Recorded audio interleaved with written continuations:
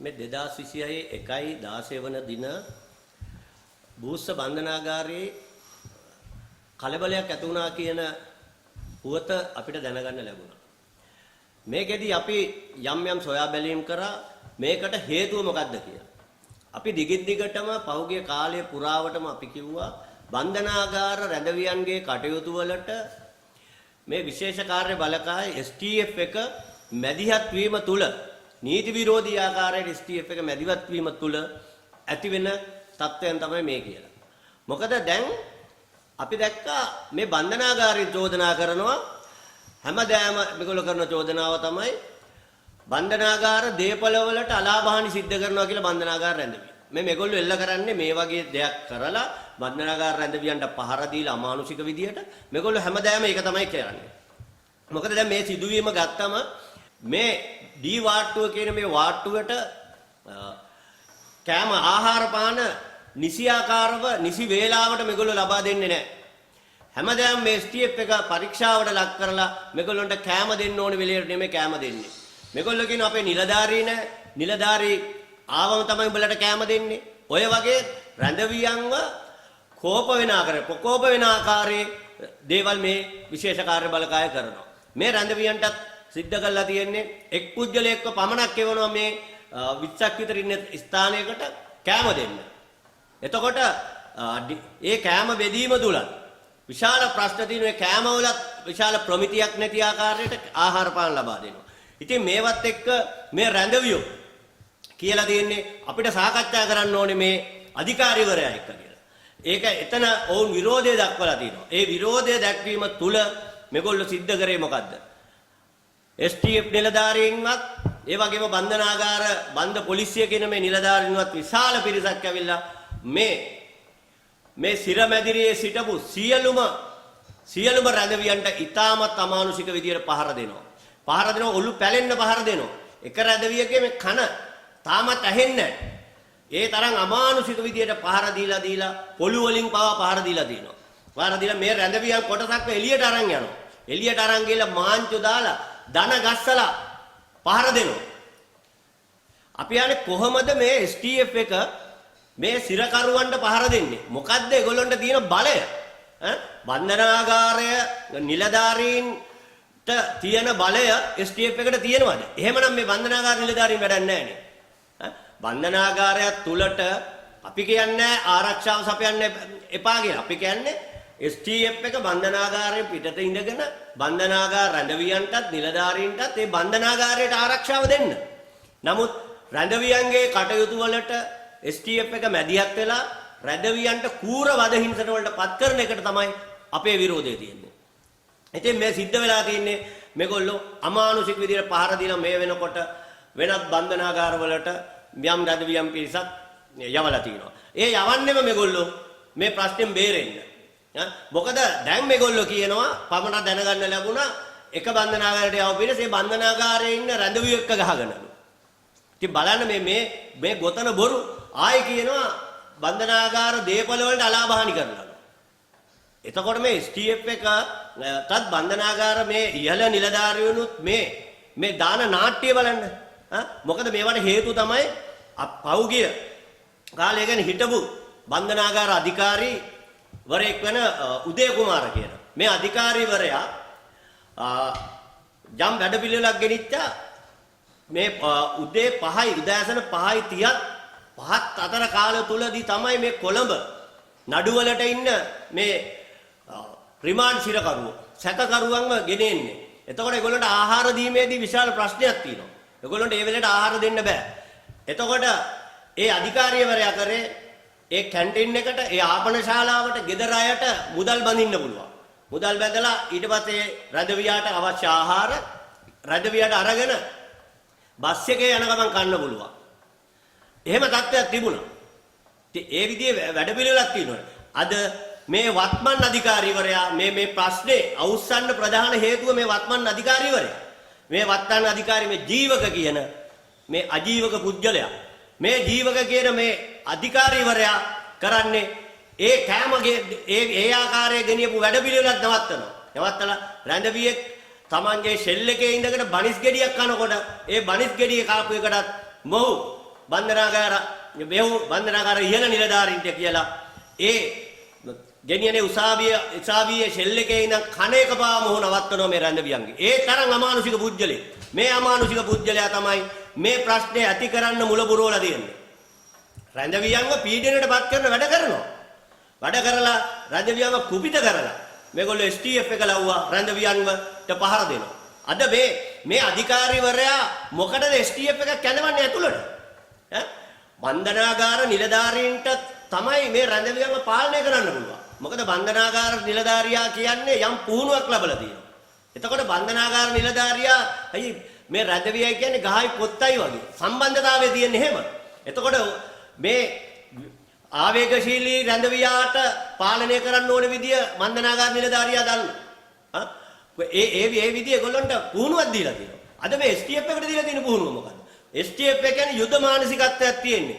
හැමදේම වද හිංසනයටපත් කරලා විසඳන්න හදන පිරිසක්. ඉතින් මේගොල්ලොන්ට පුළුවන් ද මේ පුනරුත්ථාපනය කරන්න ඕනේ රැඳවියන් වර්ගයේ පුනරුත්ථාපනය කරන්න. මේගොල්ලෝ කරන්නේ ඒක නෙමෙයි. මේගොල්ලෝ වෛරීය විදියට මේ රැඳවියන්ට සලකනවා. ඒක තමයි මේකට ප්‍රධාන හේතුව. මොකද මේ ඒකටම හරියන අධිකාරීවරයෙක් ගිහිල්ලා තියෙනවා. අපි මේ අධිකාරීවරයාට ඊයේ උත්සාහ කරා ඔහුව සම්බන්ධ කරගන්න. ඔහු අපි ආවල් සංවිධානය කියලා කියනකොටම ෆෝන් එක කට් කරනවා. ඇයි යාට කතා කරන්න බැරි එමන? කතා කරලා මේකයි සිද්ධ වුණේ මේකයි කියලා අපිට කතා කරන්න බැරි. මොකද ඒගොල්ලෝ දන්නවා ඒගොල්ලෝ මේ කරන්නේ ඉතාමත් වැරදි වැඩක් කියලා. අපි කියනවා මේ தত্ত্বය තව දුරටත් ඇති වුණොත් සිද්ධ වෙන්නේ විශාල විනාශයක් බන්ධනාගාර තුල සිද්ධ වෙනවා. ආණ්ඩුවට ලොකු කණු බැල්ලමක් ඇති වෙනවා ජාත්‍යන්තරේ. මොකද මේ STF එක උත්සාහ කරනවා අපිට සැකයක් තියෙනවා STF එක උත්සාහ කරනවාද කියලා බන්ධනාගාරය තුල සමූල ඝාතනයක් කරන්න උත්සාහ කරනවාද කියලා අපිට සැකයක් තියෙනවා. මොකද පෞගිය කාලේ අපි දැක්කා මේගොල්ලෝ එළියේ ඉන්න තරුණයින්ව අරන් ගිහිල්ලා සුදු වෑන් වලින් අරන් ගිහිල්ලා ආයුධ හොයන්න අරන් ගිහිල්ලා ඝාතනය කරපු එක අපි දැක්කා. ඉතින් ඒ ලේ පිපහසෙන් ඉන්න මේ පිරිසකට මේ බන්ධනාගාරයක ඉඳ රැඳිව පාලනය කරන්න පුළුවන්ද? අපි අහන්නේ ඒකයි. ඒ වගේම දැන් මේගොල්ලෝ හැමතිස්සෙම කියනවා ලොකුවට පෙන්නනවා අපි මෙච්චර ෆෝන් ඇල්ලුවා. අපි කියන්නේ ඒක මේගොල්ලෝගේ නොහැකියාව. මෙච්චර තහනම් ද්‍රව්‍ය ඇල්ලුවා කියලා ලොකුවට මාධ්‍ය සංදර්ශන දානවා මේ විශේෂ කාර්ය බලකාය. එතකොට බන්ධනාගාර රැඳවියාව එළියට ගිහිල්ලා නේ බන්ධන ඒ සෙල් එකෙන් එළියට ගියා. විශාල වශයෙන් පරීක්ෂා කරලා ස්කෑන් කරලා දන්න සෙල්ලම් ඔක්කොම දාලා තමයි කායි කූඩුවට ගෙනල්ලා දාන්නේ. ඒ වගේම බන්ධනාගාර නිලධාරියාගෙත් සපත්තු දෙක ගලවලා සම්පූර්ණ පරීක්ෂාවකට මේ බන්ධනාගාර නිලධාරියවත් ලක් කරනවා STF එක විසින් ඇතුළට එනවා. ඒ වගේම නීතිඥ මහතුරුන්වත් පරීක්ෂාවට ලක් කරනවා.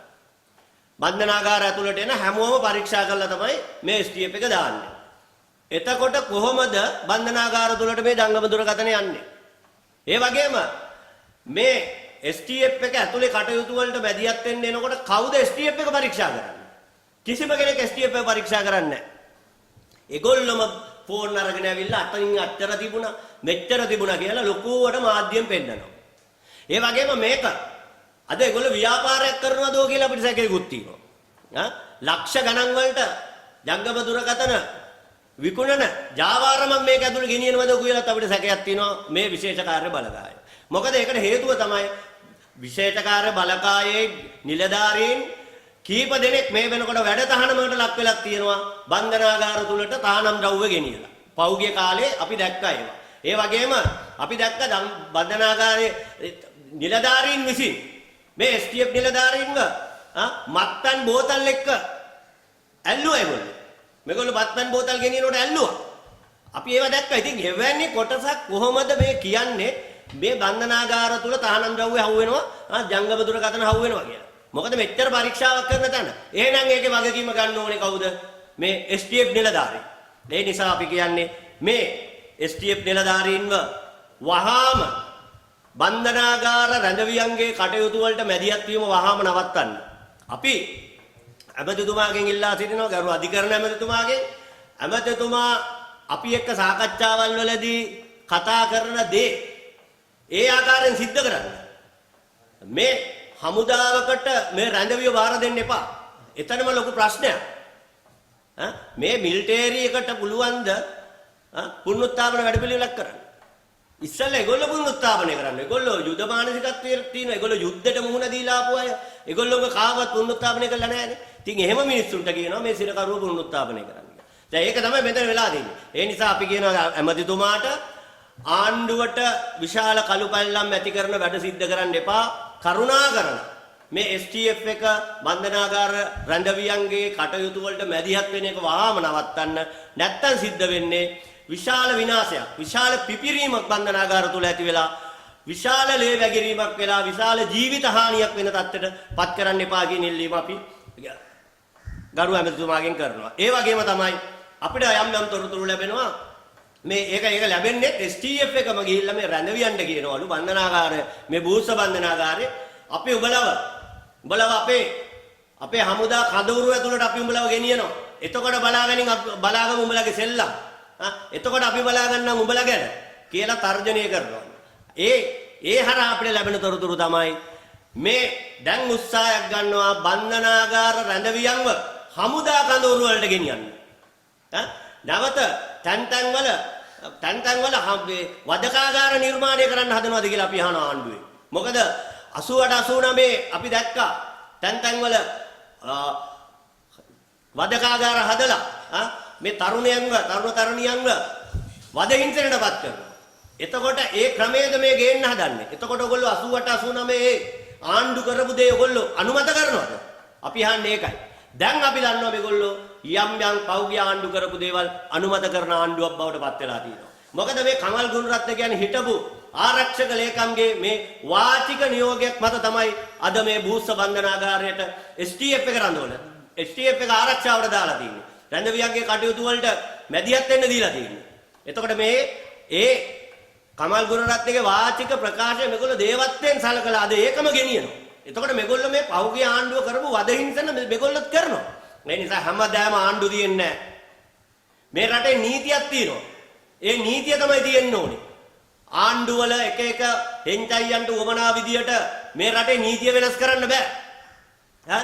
එක අයට උවමනා විදියට තමන්ගේ පෞද්ගලික උවමනාවල් වල නීතිය වෙනස් කරන්න බෑ මේ රටේ. නීතියක් තියෙනවා. අන්නේ නීතිය ක්‍රියාත්මක කරන්න. ඒකයි අපි කියන්නේ. ඒ නිසා අපි කියනවා මේ බූස්ස බන්ධනාගාරයේ දිගින් දිගටම මේ ඇතිවෙන තත්ත්වය මේ ඇතිවෙන කෝලාහලකාරී තත්ත්වය නිර්මාණය කරන එක වහාම නවත්තන්න. මොකද ඉදිරියේදී මේවා සම්බන්ධව අපි නීතිමය ක්‍රියාමාර්ග ගන්න සූදානම් වෙලා ඉන්නවා. අපි අධිකරණයට අනිවාර්යයෙන්ම යනවා මේ බූස්ස බන්ධනාගාරයේ මේ රැඳවියන්ට සිද්ධ කරන අමානුෂික වද හිංසන වලට එරෙහිව.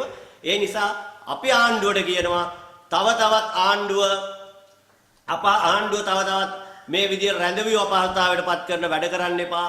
ආණ්ඩුව පෙරලීමේ යම් කුමන්ත්‍රණයක් ආණ්ඩුව අපහසුතාවයට පත් කිරීමේ යම් කුමන්ත්‍රණයක් මේ හිටපු ආරක්ෂක ලේකම්වරයෙක්ගේ හෙන්චයියෝ ටික අද බූස්ස බන්ධනාගාරයට රිංගලා කරනවා කියන එකත් අපිට යම් තොරතුරු ලැබෙනවා. මොකද මේ එන දේවල් එක්ක ඒක තමයි අපිට කියන්න තියෙන්නේ. ඒ නිසා වහාම ආණ්ඩුව වහාම ජනාධිපතිතුමා මේ සම්බන්ධව පියවර අරගෙන මේ රැඳවියන්ව මේ වද හිංසනයට පත් කරන එක වහාම නවත්තන්න කියන ඉල්ලීම අපි මේ අවස්ථාවේදී කරනවා.